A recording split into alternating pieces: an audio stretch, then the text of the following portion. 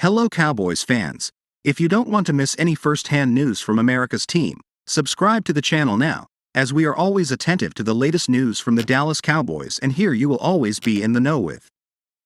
The Dallas Cowboys made a major statement by not bringing back tight end Dalton Schultz, but they could add another veteran in free agency. Schultz played on the franchise tag in 2022, which signaled that the Cowboys front office and Schultz's team disagreed on the terms of his second NFL contract. A year later, Schultz is now a Houston Texan. The Cowboys did select Luke Schoonmaker in the second round of the NFL draft, but Bleacher Report's Christopher Knox thinks the team could use a veteran presence in the position. Enter Green Bay Packers' Mercedes Lewis.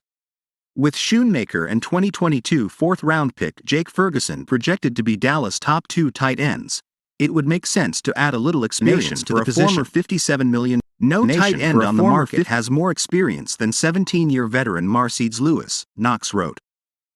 Despite being almost 39 years old, Lewis is still a quality player, a strong blocker and a viable red zone target. 2 of his 6 receptions in 2022 were for touchdowns.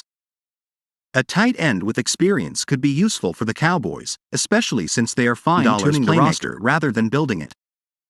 Dallas already made it a point to add veterans to key groups like wide receiver and cornerback, and Lewis would be an affordable, proven option.